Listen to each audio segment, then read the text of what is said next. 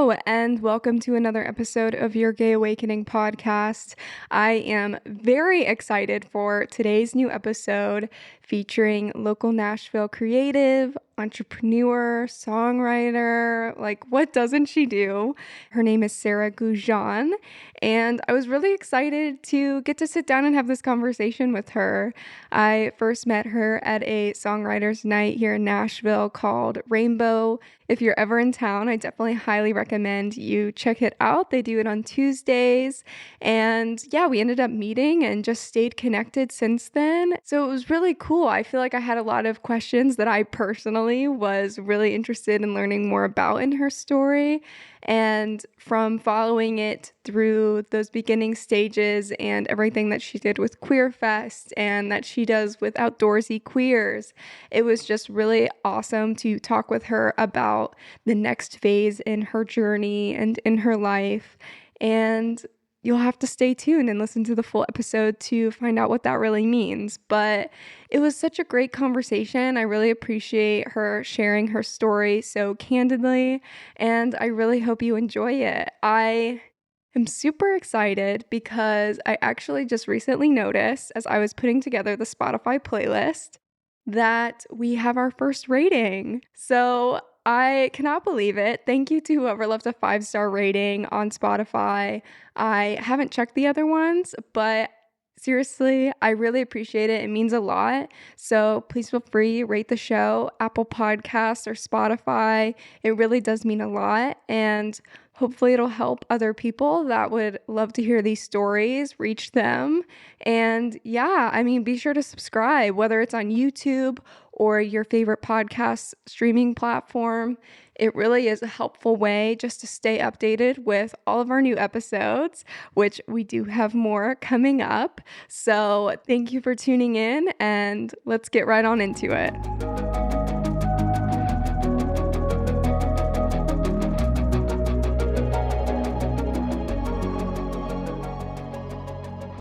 Hi, everyone, and welcome. I'm very excited today to be speaking with Sara Gougeon. She is a local Nashville creative here and founder of a lot of really amazing queer initiatives. And so I thought it would be perfect to sit down and talk with her a little bit about her background. And we're also likely going to be talking about the big B that a lot of us as musicians, creatives, and business owners face, and that is burnout. So go ahead, if you don't mind, give us a little introduction into who you are and what you do. Thank you. I've always loved music, and I knew from a really young age that I wanted to go into that as a career. And so I went to school for music and for songwriting. I also took some different business courses and audio engineering courses, and I definitely wanted to do something in the industry. And yeah, I always loved songwriting. I think the reality of it was very different than the idea of it, which is very tricky. Yeah. And I moved to Nashville in 2020, which was What a time to move here, honestly. chaotic. Yeah, because you're originally from Canada, right? I am. Yeah, Yes. so that's like quite the journey. Yeah. And it was like, yeah. So there were tricky things. I went to school in the US in Boston. I had like a year-long student work visa. And so I was like, I gotta get moving. Yeah. If I'm gonna like be able to use it. So I came down in the fall, had no idea what I was doing. And I was like, I'm just gonna figure it out. And yeah, I ended up deciding to start Queerfest, which promotes LGBT music. I knew so many queer artists, and there really weren't, especially within like folk, roots, acoustic realm of music. That's always been my vibe. And there really weren't any spaces that you could go to and like listen to that kind of music with queer community. And yeah, I really had no idea if people would like gravitate towards it or not. But Mhm. as I started just like posting about it online, people started coming, and it was really cool. Uh, That's just so neat because am I correct in thinking that they kind of started off as these like kind of like one-nighters and then eventually you ended up like throwing a whole festival, like a weekend long festival that was like at Basement Eves, like at all these different venues. It was like almost like this full map where you could go and it was just like all queer artists that you could go and listen to throughout this weekend. Thank you. Yeah, it Like was. that's crazy. Thank you. Like I cannot believe you pulled that all together. Like it's just so impressive. Thank you. It's very funny. Sometimes I'm like, it was just 3 venues. And then I look back at all the things like 15 to 17 artists and organizing every band and every venue and all the times and the ticket sales and the promo and yeah, it was a lot, but it was so cool to be able to like one of my favorite things ever is to just like have a vision for something and then make that as a creative make Yeah. that thing come to life. So it was very cool in that way. Yeah. That is just so awesome. Like to just like have this vision and make it a reality and to do it like in a community of people that you wanted to be surrounded with, that you wanted to create a space for and making it happen. I'm just like curious throughout that journey, what were some of like the challenges? Like I know, kind of one of the things I alluded to earlier in the introduction was like burnout. Like what were some of the challenges that you faced putting together something of that magnitude? Yeah. So I one of the challenges related to burnout is that it was mostly, aside from having a little bit of help here and there Yeah. and a lot of support from community, Mhm. it was mostly just me doing all of this. So that was a lot. And I've always been the kind of person that's been like, okay, like if I want to make this thing happen, I'm going to like work hard at it and it will happen. And I guess I had that mentality for a really long time of like, I'm Mhm. just going to give it everything. And then I gave it too much. Yeah. And As we do as creatives and that it's love what we're hard not to. doing. It's so Yeah. hard not to because this music industry is so hard to build a sustainable career in. Yeah. And so it for me it was like, okay, well, I will give it everything so that it can have the best chance of success. Mhm. And there's a line there, I think, that crosses over. Yeah. And I just I started like having panic attacks and it showed up Oh, physically in my wow. body. Mhm. And I was like, "Oh, this is not good." Yeah. Was that Yeah. in a lot of the time like leading up to it, just like in the preparation, just like the overwhelm that comes with that? Or like has that Mhm. even been something that's affected you post that as you've been kind of navigating what's next?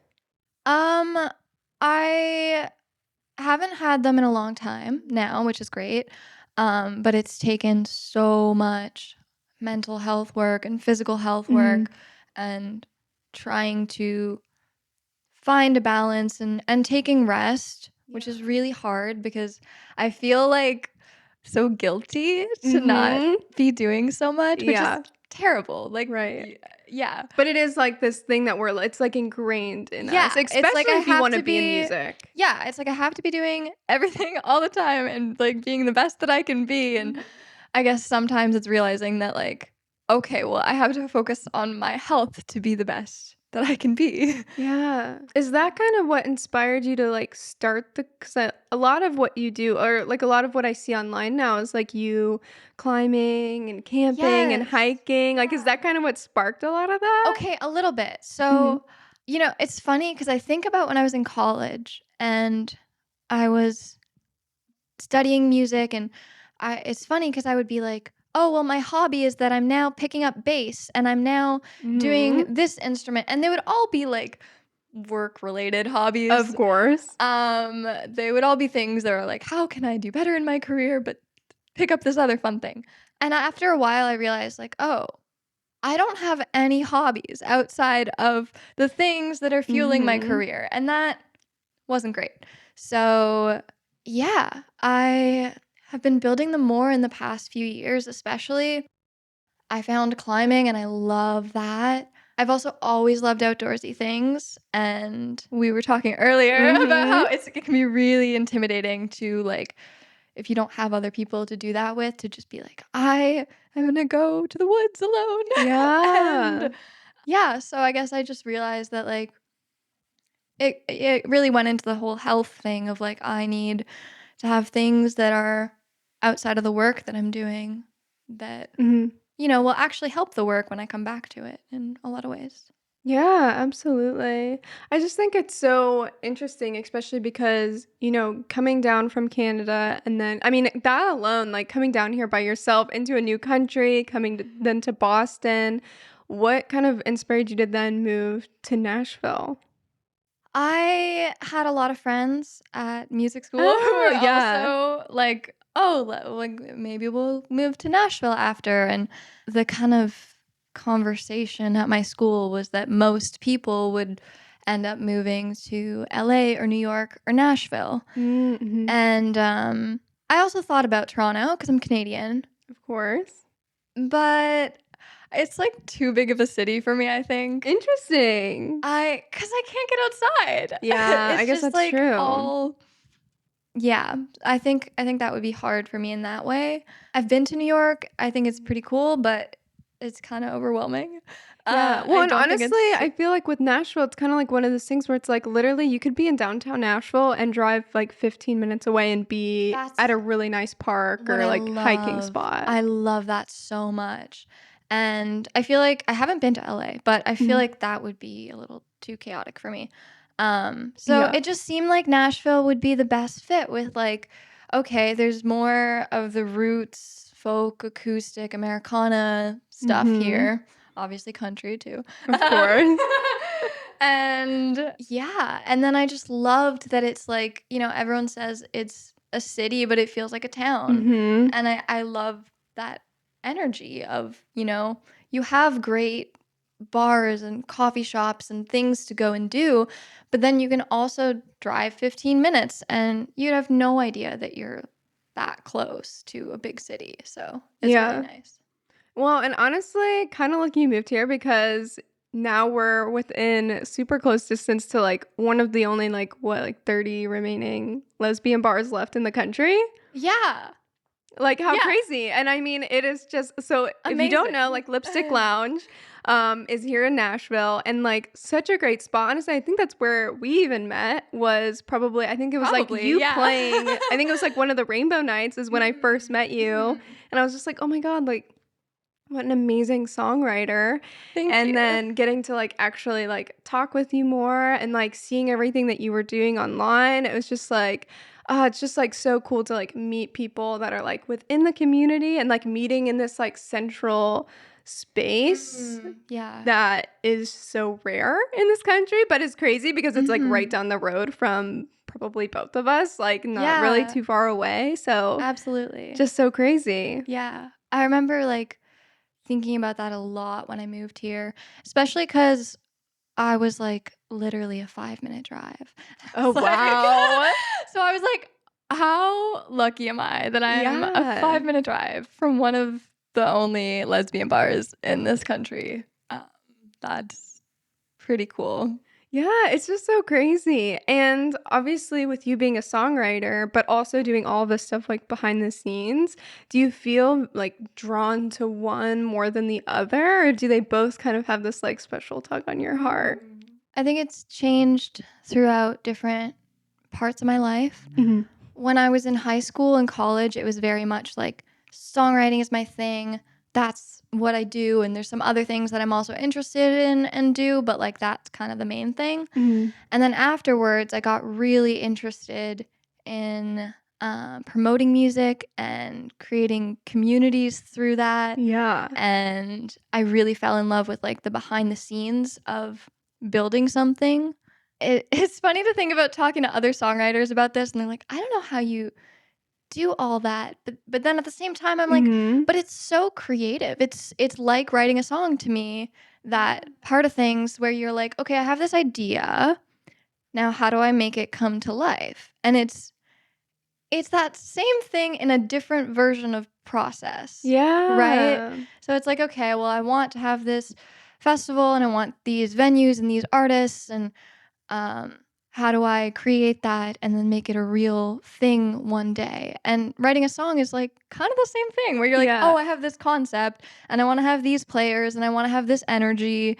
And then you go through the steps of creating that. So, yeah. That is so cool. So during this time of doing music and the behind the scenes, what have you been up to recently? I know, like, as we were kind of talking about a little bit earlier, you know, as creatives, we kind of like, I feel, ebb and flow. So like sometimes we're like super active in the like creative stages or even like the planning stages of like putting out that creative product. But then sometimes you have to go through these like periods of rest almost, which is kind of like where I'm at too, where it's like I need to take a step back and like look at the bigger picture.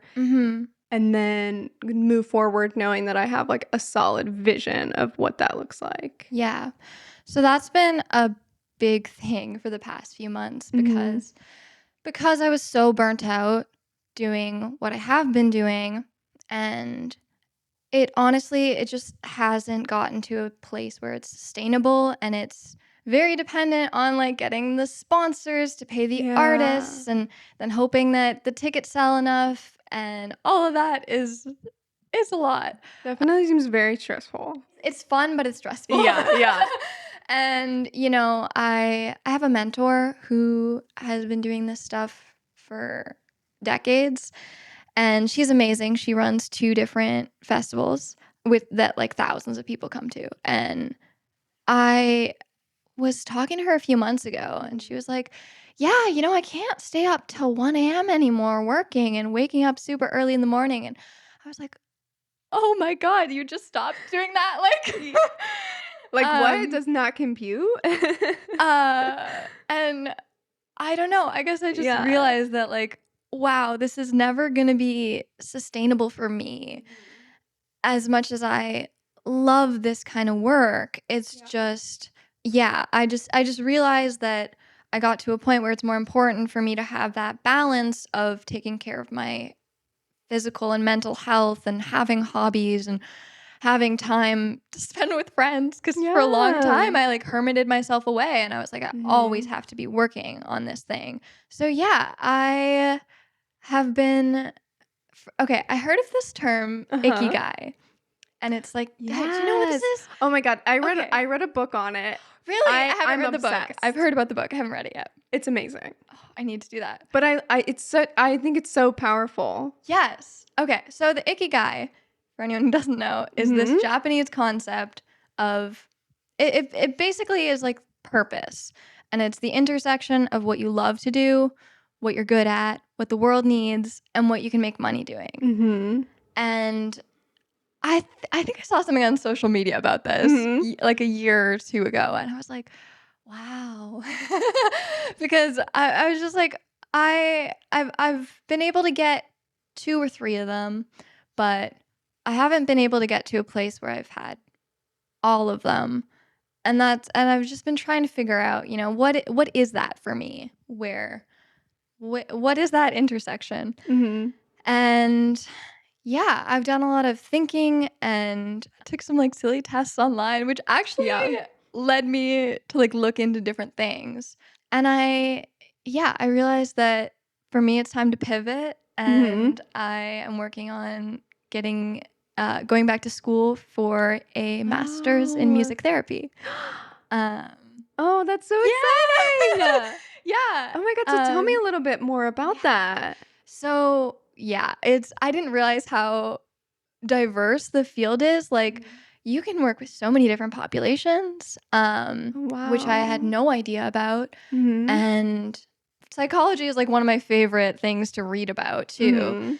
So I've always been very interested in like behavior, and I found out that you can actually use songwriting clinically to help people process their emotions. And I've spoken to a few people who do that, who work in mental health centers and work with patients and help them use songwriting as the therapeutic tool to process emotions. But yeah, you can also work with stroke victims and help them Wow. recover the ability to speak after a Mhm. traumatic brain injury. Babies who are in the NICU. There's so many different areas, which is so cool. Yeah, and so I started looking at it more seriously, and I was like, Mhm. wow, this is a lot of the things that I love. And it's also not completely throwing away my love of entrepreneurship because I Yeah. can start my own private practice one day. Mhm. It's been exciting, but also weird. Yeah. I was talking to my own therapist yesterday about how there's this level of grieving what was already created and it's time Yeah. to let rest. Mhm. Um, so that part of it is challenging, but I'm Yeah. really looking forward to something new that feels more like my Ikigai. Oh my god, I am so excited for you. Thank That is just you. so interesting. Okay, so we just took a quick pause, but we were just talking about your journey into discovering your Ikigai in music therapy, Yeah. which I'm super excited for you. And Thank I'm you. just so interested because obviously, it's something that I heard about in school a little bit because I went to a music school, but I wasn't super involved with the music program. I was more in the business side of things. Yeah. But I find it really interesting. Mm-hmm. So, what does that process look like now? Yeah. So it's a process. Yeah. Yeah. So I've been looking at different programs, and one of them is this school back in Ontario. Oh, And wow. yeah, and they have it's Laurier in Waterloo, and they have a Master of Music Therapy, and the program looks amazing because this Mhm. specific program offers, I think, 4 different practicums, so you would be getting clinical experience, and on top of Oh, wow. the 1,000-hour internship that every music therapist has to. It's actually um another 200 hours in the US, but in Canada it's 1,000. So Oh, if anyone's interesting. listening to this, that's why I said 1,000, because in Canada it's 1,000, in the US it's 1,200. And quick question. So, I feel like I had met you around the time that you were kind of in the process of the visas and stuff. So, do you have dual citizenship? How does that work? No, I don't. I'm Mhm. on a visa where I was able to start my own business. Oh, cool. Yeah, it's a complicated Definitely. process. Um, but yeah. Oh, wow. So, are you then thinking about going back to Canada or Well, I'm not sure yet. yeah. I think I want to do that program that's in Ontario, but Mhm. after that, I don't really know where I'll be going, which is scary but exciting. Um, Yeah. but yeah, and the process of that school specifically, and a lot of them, you need a handful of psychology prerequisite courses. So I've Mhm. started taking those. I'm in Psych 101 right now, and then I'll do Psych 102, abnormal, and developmental psych. So, yeah, a couple of different classes Mhm. in the process of applying. And I have to get my musicianship back in order because there's an audition and I haven't been playing as much as I used to. Yeah, so it's a handful of things. There's also um a grade 6 piano requirement, which is probably a little above my Wow. current level. So I have to get that back in shape, and yeah.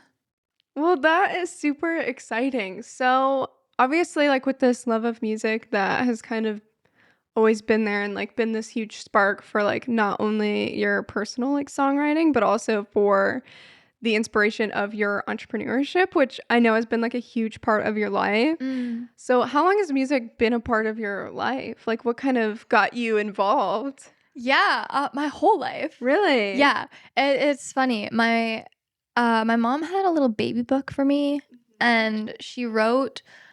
I was only 6 months old or something, very young, and she was like, Sarah is always making up melodies and dancing and like seems very creative.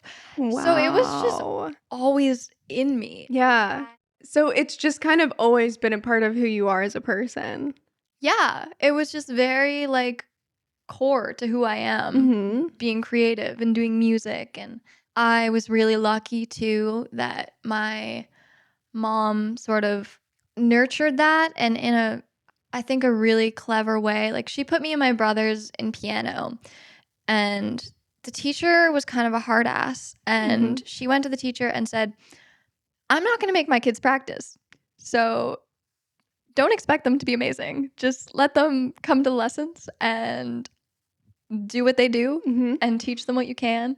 I think that was really important because I don't know if I would have continued to love music if I was like forced Mm-hmm. to do it in a more rigid way because I'm not a very rigid person. Yeah.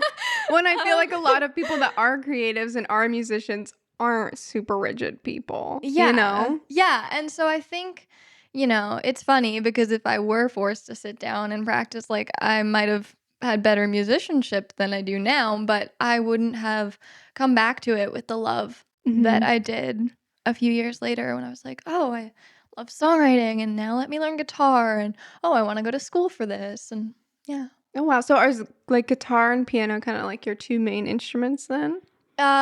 Guitar is Okay. or voice and guitar. Cool. Yeah. Yeah. That is very neat. So, as you were developing your songwriting, like growing up, I'm sure that was just like kind of an a part that was like always there, always telling stories, always Mm. documenting life in a way. Did you find certain, whether it be musicians or even just certain genres or styles that were a big influence on your songwriting? I'd say when I was really young, I listened to whatever other people were listening to, so like pop music, Avril Lavigne, Hilary Duff, Mm-hmm. Oh that yeah. kind of thing. And then I got a little older and I found like folk, indie folk, alternative music, and I really was like, wow, because I love a good story and Mm-hmm. a really well crafted song that is like lyrically very interesting. I love that. And I also love the like soft folk vibes with beautiful melodies and Mm-hmm. picking guitar pieces that kind of like intertwine. It just like that's so beautiful to me. Um, I've always really loved the storytelling aspect and the lyrical focus of that kind of music. That's so interesting. So did you find like throughout as you were like beginning songwriting to even like now, was there specific things, even if it was just things in life happening, or I guess sometimes maybe even random things, but were there things in your life that kind of inspired songs the most? Like I know we were kind of talking about before Mm. how you at one point in time were writing like a song a week. Like that Yeah. is very challenging. Like just to break it down, that's like 52 songs a year. I mean, and some people, write crazy amounts of songs every year, and it's like, Yeah. where do you pull the inspiration from? I just did. Like, I don't know how else to explain that. I Yeah. was like, I'm going to write a song a week. There's actually one year I was like, I'm going to write 100 songs this year. Oh And I God. did. And the thing Oh is, my too, that it's kind of what we were talking about a minute God. ago with perfectionism. Like, I have struggled with that, with like wanting my music to be like amazing, like, or whatever I do. I'm like, I Yeah. want it to be the best that it can be. But I think there's an element of, I heard about this study that was done actually, I think with pottery, and they took two groups of people. Uh-huh. And this was kind of like my philosophy for why I wanted to write a lot of songs. One group of people, they said, okay, you're going to create as many pieces of pottery as you can. They don't have to be good at all. Just like create as many as you can. Mhm. The other group of people were tasked with creating one really good piece. And what ended up happening is that the people who created a large volume of it, they learned from their mistakes and then they ended up at the end with higher quality pottery Oh because they had a wow. better understanding of like how the creation Mhm. of it works, and they failed and then they learned. And so I was like, wow, that that's going to be my philosophy for songwriting. And Yeah. so I tried to let go of the need to always be perfect. And I was like, you know what? I'm just going to write a song a week. A lot of them were from my own personal life, and others I would make up songs about this girl who lived on a farm, and then there was a guy next door, and then her dad was mad and came storming into the barn, and just like silly things that if I didn't have anything to pull from for myself, I would like make up stories. But a lot of them were my own processing, and I think one of the reasons that I'm very drawn to music therapy and using songwriting in it is that I, in my teenage years especially, spent a lot of time like processing who I am and my emotions and who I like and all of these things with identity and just whatever was happening. I used songwriting as a tool to like process those things. So That is so beautiful. And I think it's a really excellent segue into one of the questions that I've been asking everybody as we've been doing this podcast is, what was your gay awakening? And this could be, now to explain it a little bit further, this could be anything from a singular event, like watching a movie, or it could be as simple as having a really powerful friendship that kind of over time, even though it wasn't this like one triggering event, over time kind of like developed into being like, oh, I think there's something different. Yeah. Oh, this is hard because I don't think I have a specific moment that I can pinpoint. I was in 10th grade. I do remember that when I actually like realized at least that I'm not straight. The process of figuring out that I'm queer or lesbian or whatever was much more complicated than just figuring out like, oh, I like women. Yeah. A lot of layers there with compulsory heterosexuality and different things. But I actually think one of my friends knew before I did. Oh, interesting. Okay, so I sat beside this girl in choir in 9th grade. And I was like, she's so cool. Like, she's so, like, her outfits and her hair. And, like, I don't know. I would talk about her to my friends, and I thought it was, like, just, like, I admire her. She's so cool. And one of my friends was like, Sarah, do you think you're bi or, like, some level of fruity, you know? And I was like, no, what? And it wasn't even because I didn't have any problems with queer people or being queer. It's just like I literally had never thought about it for myself. And I guess I thought too that I would like know. I would just know. I don't know. You're right. Like right off the bat, like, oh yeah, of course. Yeah. I had also, you know, kind of a little bit seen guys and like, I don't know. I just kind of felt, I feel like straight women paint the picture of like, guys suck and they're gross. And so I was like, oh, I guess this is just like, I don't know. I was like, this is okay. It's not. Yeah, this is normal. Like, I don't know. Yeah. And then I realized somehow in 10th grade, I don't know how. I think it was a process of probably realizing that choir crush was a crush. I think I did have a friend that I started to be like, oh, maybe there's something there. That was a whole complicated situation. Yeah. And then I just started like Googling, am I gay quizzes? And it's so funny because you see things now, like I've seen a few reels or TikTok videos, whatever, that are like, if you took the am I gay quiz, you're like it should have just said, yeah, you're probably gay. I don't know how many people who are actually straight actually have taken those, but I took so many of them. Yeah. And I was just like, I want answers. And I would be on Tumblr too. And like, I'm just like looking up like girls kissing girls.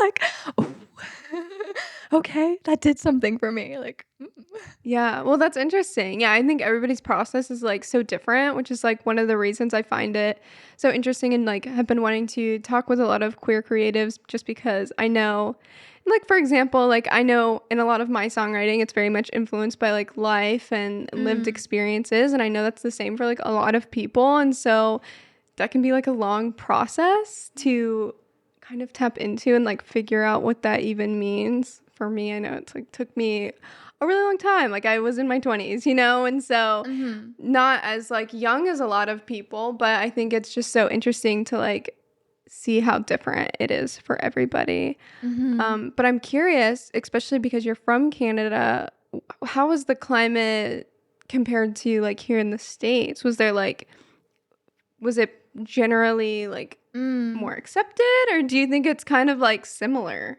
I think it really depends where you are. Mm-hmm. I actually also went to high school in the States. I went to Oh, wow. Yeah, I went to a boarding school in Michigan for music. No way. Yeah, Oh my God, I cannot believe yeah. I didn't know this. Yeah, it's called Interlochen Arts Academy. They also have like summer camp. So I was really lucky to actually Interlochen. Yeah. They have a summer camp.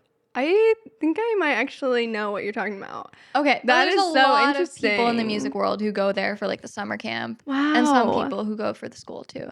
That's so crazy. So did you do that like all 4 years? I did, yes. So I actually moved away from home at 14 to go do that because I was like, I need to do music.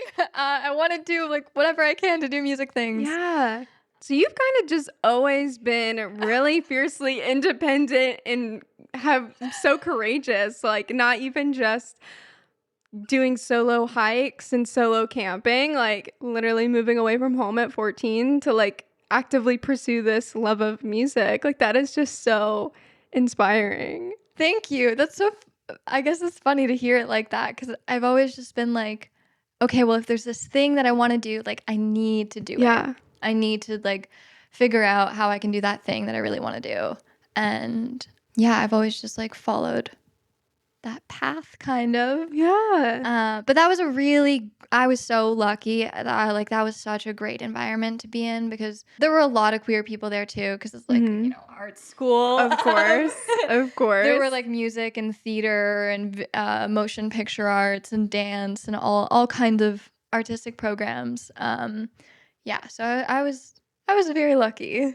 That is just so crazy. I mean, I just find so much of your story to be like seriously like such like I admire it so much just because of like not only the fearlessness of like being so independent, but also having the courage to like be moving to all of these different places and always fearlessly like pursuing this love of music. And not only that, but entrepreneurship, which is kind of its own like battle within itself, you know? It's like definitely not an easy path to take. So, I mean, I just think that's so amazing. Thank and you so much. I'm just so excited that we had this conversation. As we kind of close out today, I would love to know, do you have anybody that you would consider maybe to be your favorite queer artists and why? And this could be somebody local here in Nashville. It could be somebody worldwide, like somebody that's just been really impactful on you in not only like their queer identity, but in their music and the way that they present their artistry. Ooh, that is so hard because I know so many phenomenal queer artists. So I feel like I have to answer this with like a few that have been really incredible for me. Obviously, Boy Genius, Phoebe Bridgers, Julian Baker. So like individually their music, but also together. Love that. There's so many. Like Nashville has so many up and coming queer artists who are phenomenal. There's Joby Riccio, Liv Green. I actually went to school with both of them.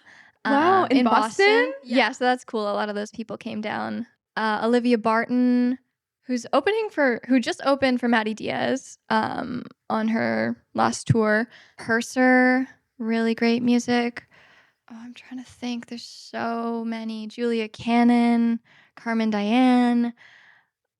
Oh, there's so many. Yeah. It's so incredible to see so many people, especially so many people who are like, yeah, I'm a queer artist and I will come and stand on stage and like, let's talk about it and let's be here together and have this lovely community. That is so beautiful. Yeah.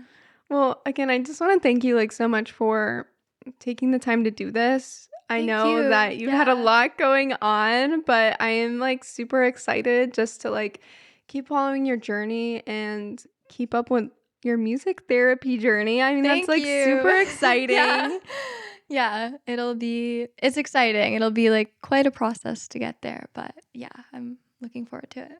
Yeah, change is definitely scary, but Mm. I think it's something that kind of tends to out of it bloom like the best things in our lives that we Yeah, for didn't sure. necessarily plan for originally. For sure. I feel like it's really hard because a lot of times to get to that, like, I don't know how to say this, like, not better, just like to that place where you feel like you're where you're meant to be or whatever. Yeah. Like, it's just such, there's so much turbulence going through that Yeah. process to get there. But I think it's really important to have those bumpy moments that, like, kind of lead you somewhere else. Yeah, absolutely. Is there anything that you would want to promote anywhere that people can follow you? I mean, I'm definitely going to drop all of your links in the show notes and everything. So if you want to check out more of Sarah's work, be sure to check that out. But is there anywhere in particular that you'd like people to go keep up with everything that you're doing? There's really not right now, which is so different for me to be saying. Right? But yeah. Cool. I guess there is my Instagram, although I do debate if I should post more or if I should delete it because Really? yeah, because it's like, oh, I'm addicted to it Yeah. and I've tried so hard to moderate it. But I also love the creative side of like content creation and yeah, there's a lot of complex layers there. Definitely. So yeah, I toy between like, okay, like, oh, I want to share this thing and that's fun and I love to create this. And then also like, why am I posting everything? And what is the like, do I want to be? Is there, I don't know. I feel like I'm still processing like the social expectation to Yeah. versus my desire to. So yeah. Well, awesome. I mean, either way, I'm going to be dropping that in the description. If anything, if it's still up, you'll at least get to see Maple, who is your really super cute dog. And I feel like that alone is definitely worth giving a follow because she is just the cutest. But again, thank you for being here, being a part of it. Thank you all for tuning in, and we'll see you next time.